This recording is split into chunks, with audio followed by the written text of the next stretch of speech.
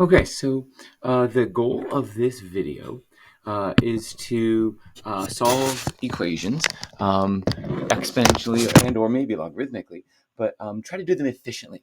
I know that we looked at, or you may have looked at some solving equations in the past, but our focus is in solving these maybe in the most efficient method. So when you look at 14a, that's a bit different than b in that 14a you can write them in powers of the base. So we've done this before. So I would see 4. That's the same thing as 2 squared to the x minus 1 power, and that's still equal to 2 to the x plus 5 power. And I can distribute in our exponent 2 to the 2x minus 2 equals 2 to the x plus 5. Great. And when you have the same base, your exponents are the same. Therefore, 2x minus 2 must equal x plus 5. And we can solve, and I think if I subtract an x and add 2, I get x equals 7. Okay, so nothing super new there. One, again, maybe b is not too bad either, but I want to remind you that when you see 2 to the x plus 2, that's the same thing as 2 to the x times 2 squared. And we don't really go in that direction. Usually when we see the same base, we add the exponents. But if I recognize that these had already been added and I separate them, right, then that allows me to kind of isolate the x variable. So now I have 2 to the x times 4, because that's 2 squared, is equal to 28. And now it allows me to divide the 4 across. So I have 2 to the x is equal to 7. Now, I know that this x is approximately, well, it's a little less than 3, right? Because 2 to the third is 8. But we can get the exact answer because I can do a logarithm. And if you remember, there's a formula or a conversion, log base b of a equals x. Like if you have that, that's the same thing as saying b to the x equals a. So if I have 2 to the x equals 7, then that's the same thing as saying x equals log base 2 of 7. So there's your exact answer, approximately 3.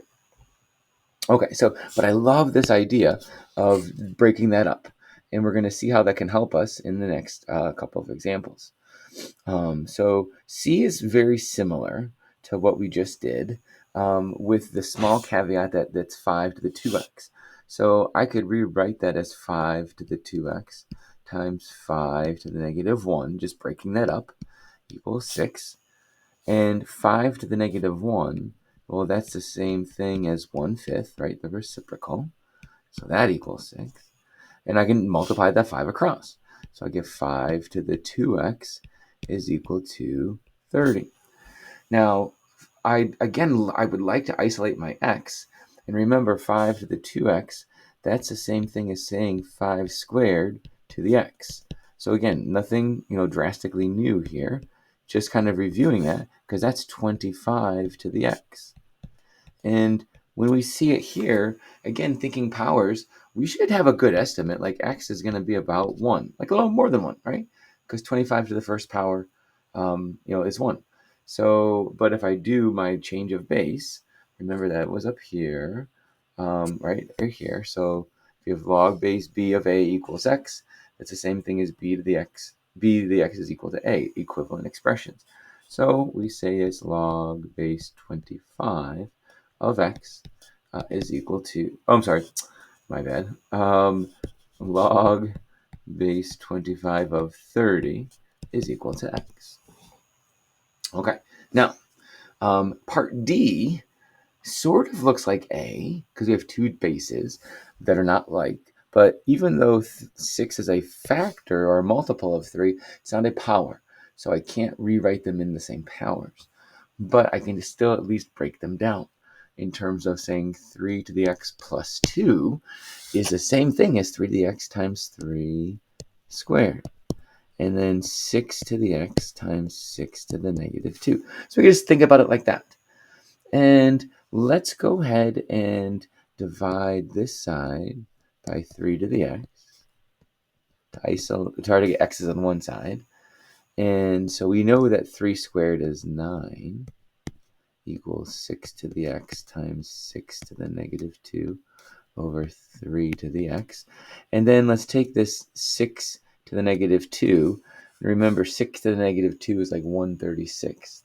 So if I put that on the other side, so now I'm going to divide both sides by 6 to the negative 2 to cross that out. So I get 9 divided by 1/36. But that, I'm going to simplify that in just a moment. That bounces back up as a reciprocal, so it could be like whatever 36 times 9 is. And this is 6 to the x over 3 to the x. And 36 times 9 would be 144, 54. 9 times 6 is 54. Carry my 5, 27. I'm sorry, 324. Ouch. A little early in the morning. Okay, so 6 to the x divided by 3 to the x. We can actually simplify that. And if you're tempted to say, hey, is that really 2 to the x? Can you do that? Let's think about that for a moment.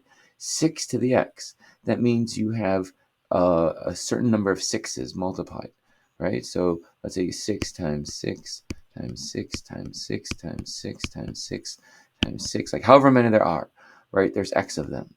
But there's the same number of 3's because there's also x. 3 times 3 times 3 times 3 times 3. In other words, for every 6, there's a 3 that can pair up. And that becomes a 2. And that becomes a 2. And that becomes a 2, right? And that becomes a 2. And that becomes, right? So all these 2's. So yes, you can do that. And rarely do we see this as a property, but it's so super useful. So we get 324 equals 2 to the x. Now, powers of 2, right? 2, 4, 8, 16, 32, 64, 128, 256 is the 8th power. 512 is the 9th power. So x is going to be somewhere between 8 and 9, but we could write this as log base 2 of 324. So clean to do that. This step is key. So I like that step. Okay, let's try another one like that. Is there one more like that? Oh, of course not. Okay, so we'll practice that. The other thing I wanted to make reference to, so that's a good example. I'll have to definitely find more practice examples. But the other one I want to look at is E, because we now have a sum. And you can't really do anything with the sum when you have exponents in terms of combining these two. But I want you to recognize that 5 to the 2x is same thing as 5x squared. We already saw that. And this is 5x minus 2 equals 0. And this, believe it or not, is the Q word. It's a quadratic. It's a quadratic in disguise. Right? So let's use a temporary variable. Let's let a equal 5 to the x. Because then I really see that structure. That's a squared plus a minus 2 is equal to 0. So hooray for temporary variables. It's very factorable. Just by inspection, I can see that if I say that's plus 2 and minus 1, that gives me the correct factors. So a is negative 2 or a is positive 1. And remember, that's not our final answer. These a's were 5 to the x. So 5 to the x is equal to negative 2 or 5 to the x equals 1. Now, we just finished studying exponential functions, so we should feel funny about seeing this, right? No exponential function ever gives you a negative exponent or a negative number. I mean, if you think about a exponential function, the output's never negative. There's no x that will ever equal negative. So we know that that's not possible. Exponential functions can never be negative, so that's extraneous.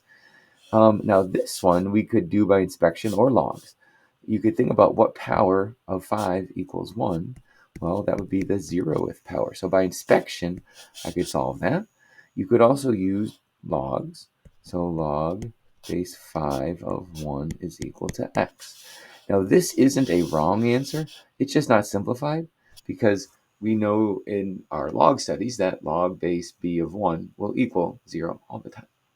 Okay, so you can see F looks very similar to E. We have 3 to the 2x, 3 to the x. It looks like it's quadratic in disguise, right? So pause the video and solve it, and then check your answer by unpausing the video.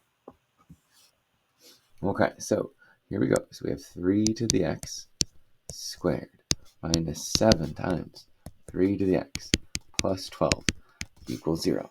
So let's let our temporary variable a be 3 to the x, just so see that structure. So we have a squared minus 7a plus 12 is equal to 0. So that's very factorable. So we get 2 positive values of a, which is significant because a was an exponential function. So 3 to the x is equal to 4. 3 to the x is equal to 3. So both of these work. Now, by inspection, this one, we should be able to tell that x is equal to 1. And this one, since it's 3 to the x is equal to 4, it's going to be a bit bigger, right, than 1. So using our log property, we say log base 3 of 4 is equal to x. So we get 2 values of x. So again, just some variations or maybe some exponent rules that you're not used to, but smart, clever, efficient ways to solve equations.